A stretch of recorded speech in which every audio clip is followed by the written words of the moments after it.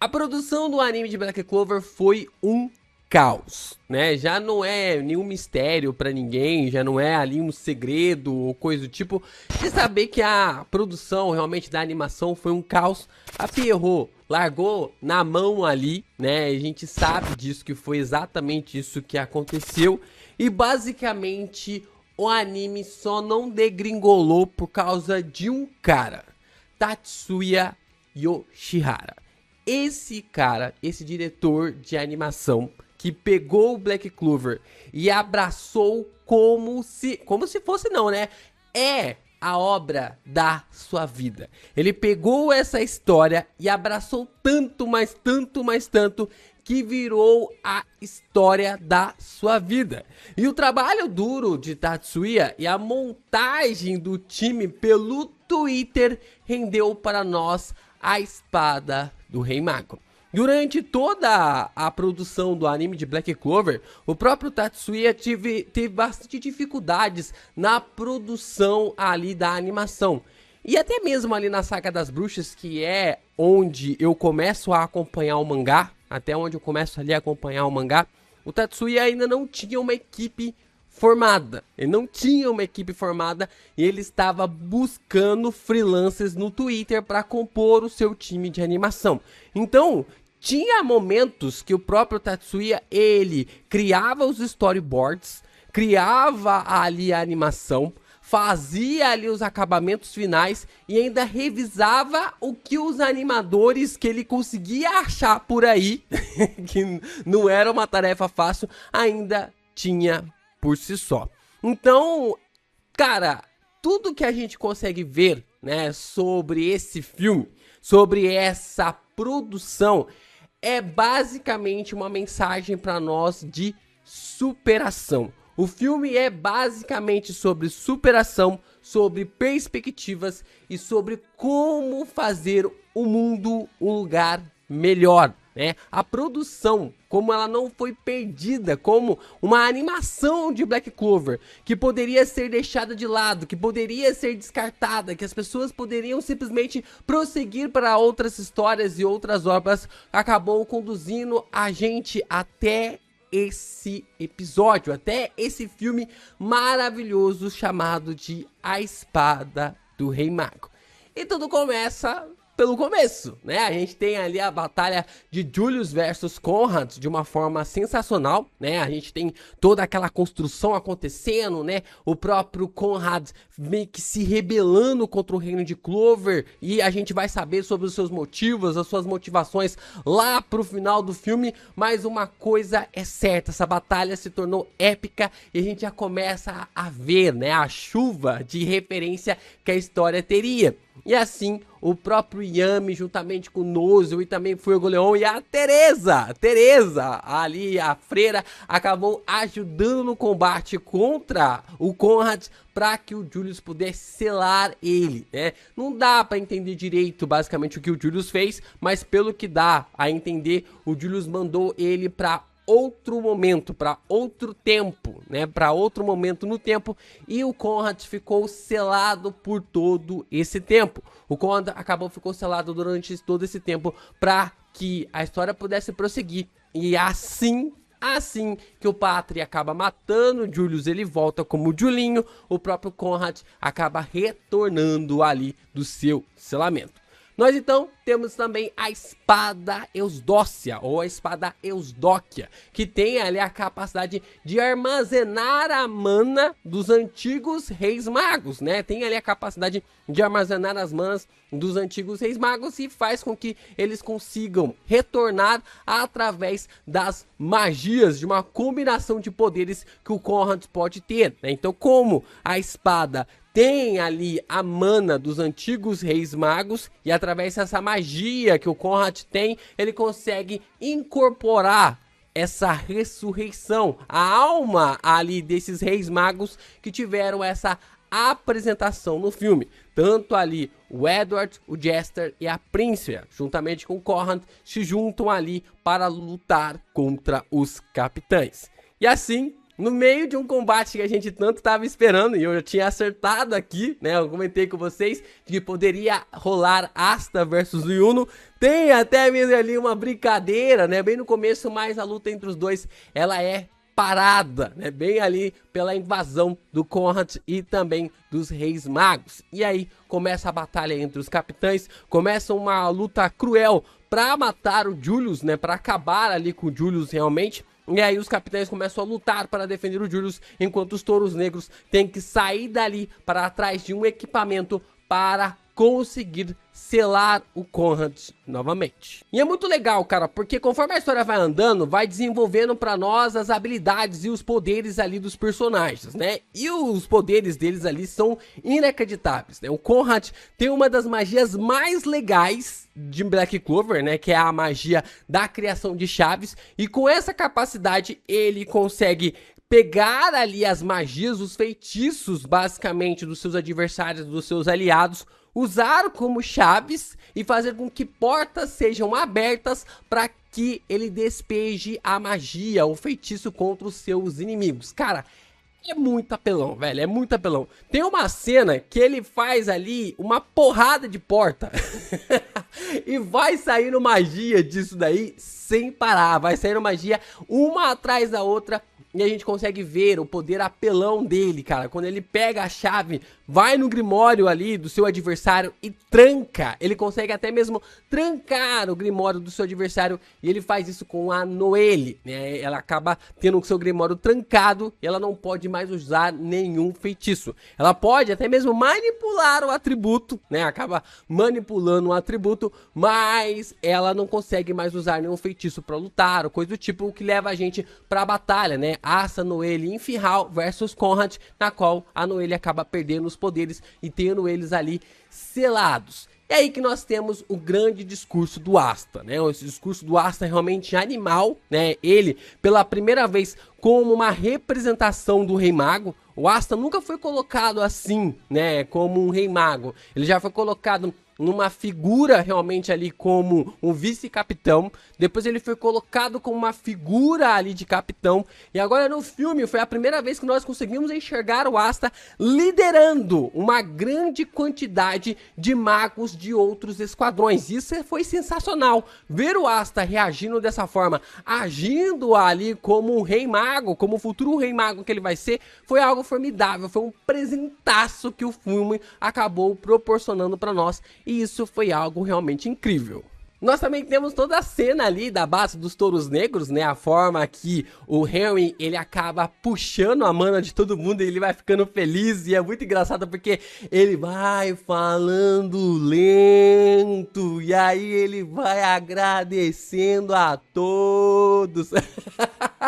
E acaba sendo muito engraçado, porque, cara, tem uma galera passando a mana pro Henry, aí tem uma galera lá atrás comendo a comida da Charme, mandando a comida pra dentro, e o pessoal vai se revezando, né? A galera vai se revezando, porque vai uma porrada de gente mandando comida pra dentro e uma galera lá atrás mandando mana pra cima do Henry. E ele faz a base dos touros negros funcionar, e é bem legal, cara, porque cada personagem tem uma participação muito detalhada, tem participação pra todo mundo, tem cortes ali do Jack, tem as ações da Charlotte, tem o Vengeance realmente agindo. Ainda não é a ação que a gente quer ainda do Vengeance, mas pelo menos ele fez alguma coisa nesse filme. A gente observou ali a base dos touros negros voando, reagindo. Cara, que situação, que coisa formidável foi esse momento. E também os sacrifícios dos personagens que vão ficando para trás para que a base possa avançar, né? A base vai avançando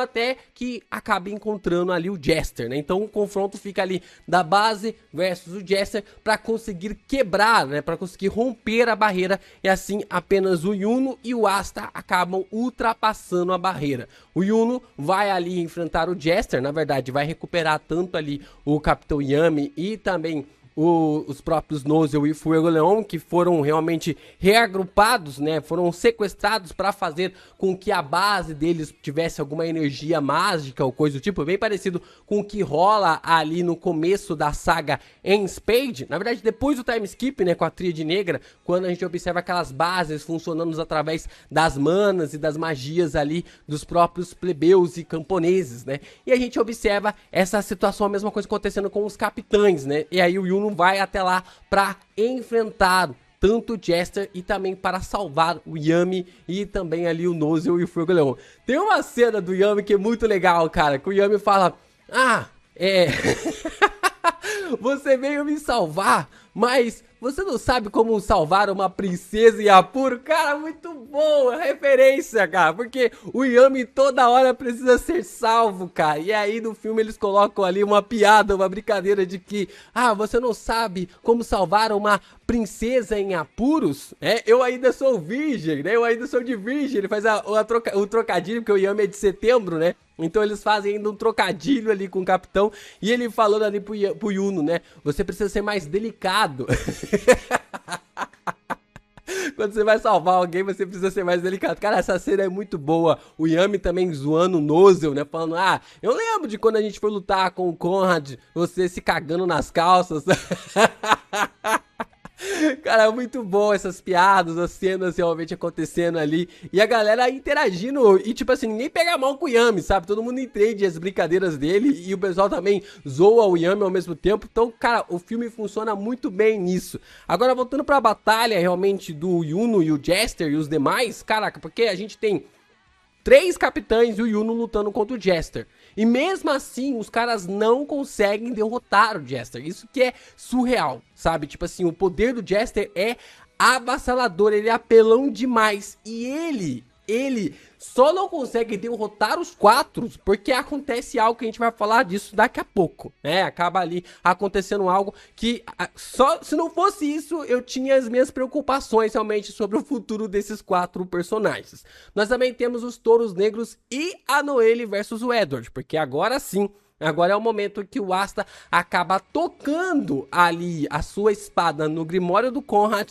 e acaba cancelando ali o trancamento da magia da Noelle. E assim, né, ela pode ativar o modo Valkyria, já que o modo Valkyria é uma magia de criação da água, né? A gente começa a ver ali a Noelle fundamentando o seu Grimório cada vez mais. E só um detalhe, né? Tem um detalhe bem interessante na forma realmente como a Noelle consegue utilizar as suas habilidades e assim fazer com que crie realmente uma expectativa enorme ali sobre essa batalha dela contra o próprio Edward. Antes da Noelle recuperar as suas habilidades, a gente tem um momento sobre o poder dele, né, do próprio Rei Mago, sobre o zero absoluto, né, como a gente tinha comentado aqui, e mais um detalhe que a gente tinha acertado, né, que a gente tinha comentado sobre os poderes de basicamente levar a magia a zero, e o Edward consegue fazer isso, né, ele consegue levar a magia de todo mundo a zero com uma facilidade tremenda, realizado ali através dos seus poderes sem iguais. E aí nós temos o duelo de musas, né, que é o duelo da Mereoleona versus a Príncia, né, que combate, né, porradaria pura, sem parar ali, porque, caraca, uma hora era a Mereoleona batendo, outra hora era a Príncia batendo, e era uma coisa de louca, né, foi uma coisa de louca, porque a gente vai observando a batalha ali dos personagens.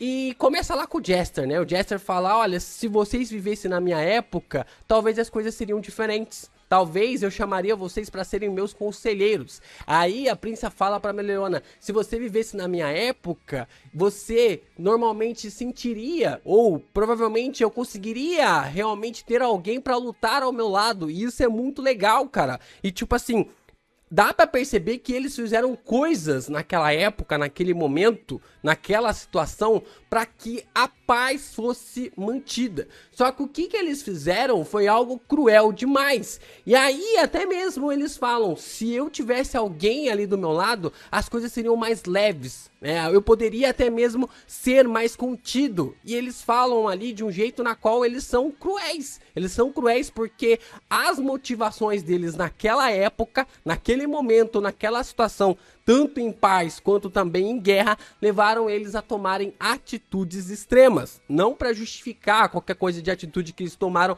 mas sim por causa do convívio, do ambiente em que eles estavam naquela situação. Então, nós temos a batalha ali da Mereoleona versus a Príncia, né?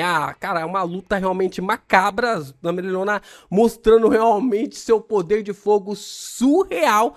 E ela acaba se saindo melhor, né? A Mereoleona acaba saindo melhor porque ela consegue ultrapassar as suas habilidades. Mas a Príncia não foi nocauteada, né? Ela não foi nocauteada e ela só é derrotada porque ali acontece a intervenção do Asta, né? Acaba tendo ali a destruição da própria espada. Não a destruição ainda da própria espada, né? Mas propriamente dito ali da magia que estava dentro da espada. E assim os Reis Magos acabam desaparecendo.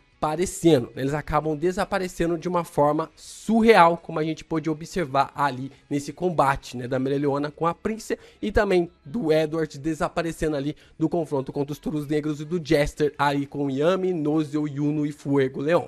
Então nós temos a história do Conrad, né? A história do Conrad é uma das histórias interessantes porque você percebe claramente a referência e o paralelo e é de propósito, né, com o Asta. A forma realmente como ele tem as mesmas frases motivacionais, os mesmos pensamentos, as mesmas situações, as mesmas convicções, ele tem tudo isso. E tudo isso acaba indo por água abaixo quando ele perde a sua esposa. Se você não entendeu, nós temos ali um quadro, na verdade um frame bem interessante e é bem rápido. Eu acho que só para não pegar ali, para não perder o PG-13 ou coisa do tipo, eles meio que tipo assim, colocaram uma cena na qual a própria esposa do Conrad, ela é transpassada. Basicamente, ela morreu na frente dele. Então, aquela pessoa que lhe ajudava, que lhe dava o suporte para conduzir e acreditar que o mundo poderia ser algo melhor, foi tirada dele. Então, basicamente, ele decidiu acabar com o mundo por causa que acabaram com o mundo dele. Toda essa motivação dele para fazer com que as pessoas pudessem sorrir. E através disso, ele fala que queria destruir todas as pessoas, acabar com aqueles que estão sofrendo, acabar com as pessoas que estão sendo oprimidas para criar um mundo na qual a espada Eudokia havia realmente reconhecido o seu poder e a sua magia. E é claro que o Asta não concorda com isso, é claro que o Asta ele não concorda ali com esse ponto de vista do Conrad e começa realmente a batalha entre os dois personagens. Começa uma discussão ali, o poder ou coisa do tipo, sobre as habilidades do Asta, utilizando a anti-magia, para ele ficar com o modo Black ali de uma forma completa. E essa é um detalhe ali interessante, o Leb aparece, nós temos realmente esses pontos. E o mais legal dessa batalha é a discussão. Não é nem a luta, gente. Vou falar pra você que não é nem a luta que é o melhor dessa batalha. Porque quando a gente observa essa discussão sobre o que é o Rei Mago, eu falei um pouco disso na análise do capítulo 362, e vai ter um vídeo só sobre isso, do que é a figura do Rei Mago.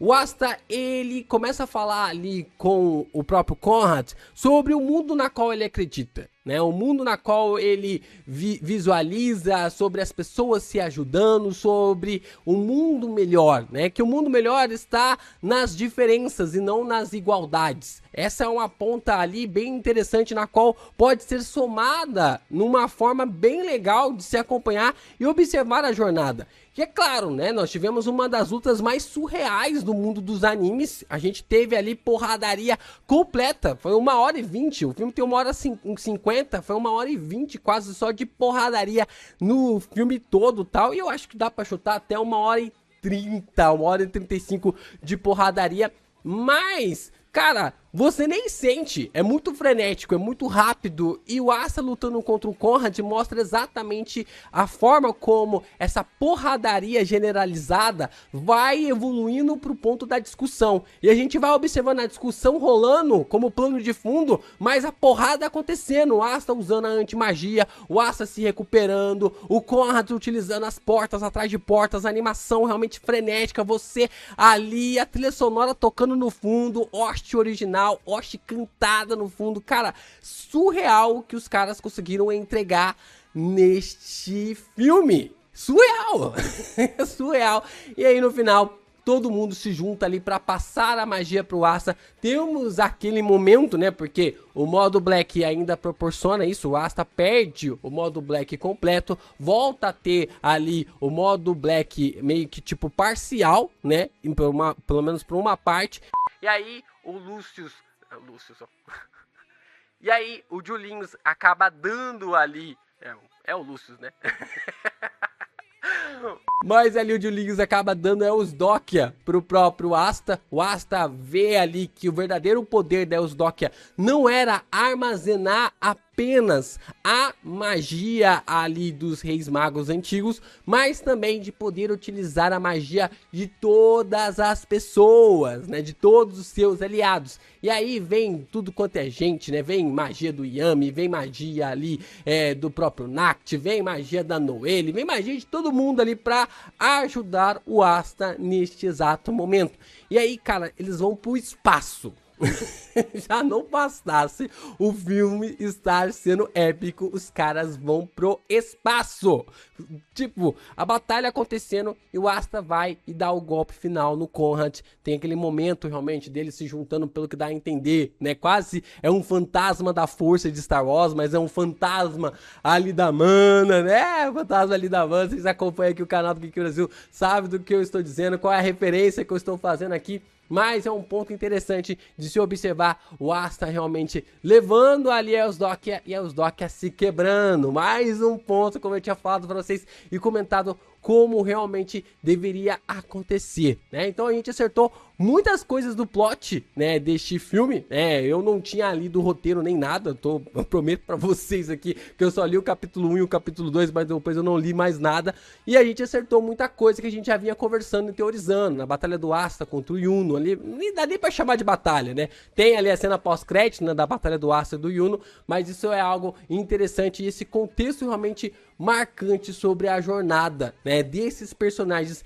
e principalmente visualizar ali o Asta na figura de um rei mago. Black Clover, a espada do rei mago, tem uma lição muito forte. E não é na igualdade, como eu falei pra vocês, que a gente vai encontrar uma solução para fazer o mundo melhor.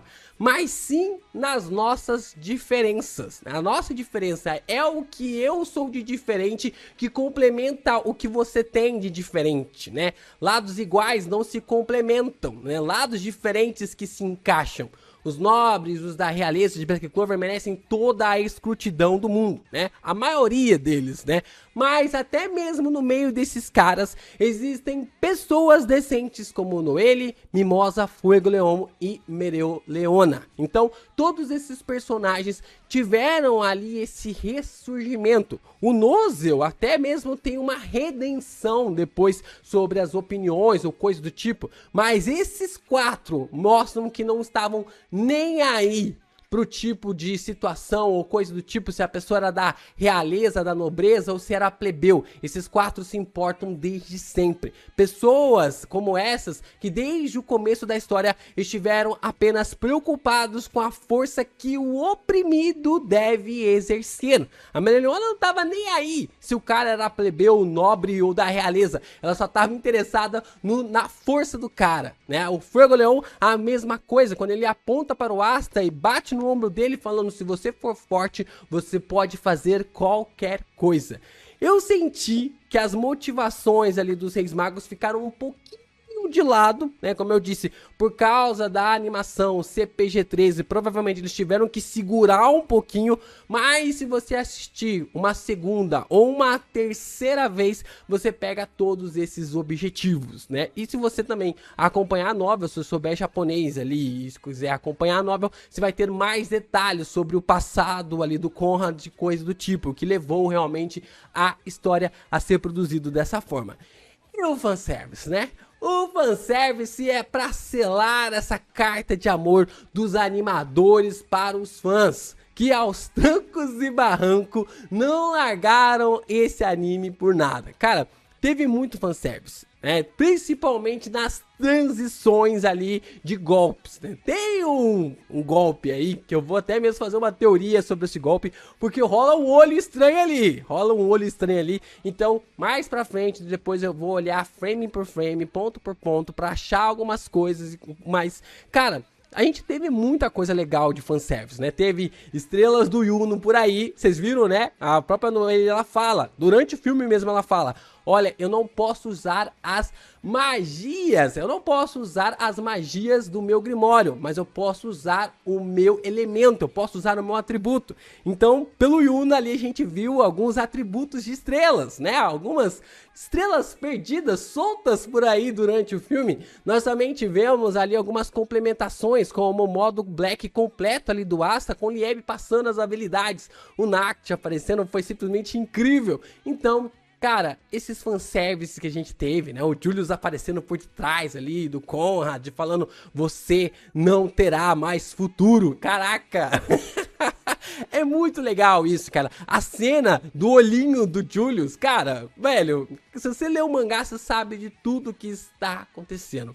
Esse, com certeza, é um filme pra ficar pra história. E não é à toa que eu disse mais cedo que é o melhor filme de anime shonen com o roteiro original. Black Clover, a espada do Rei Mago, vem para marcar a história do ressurgimento de um anime e de um mangá que sempre deveria ter ficado no topo.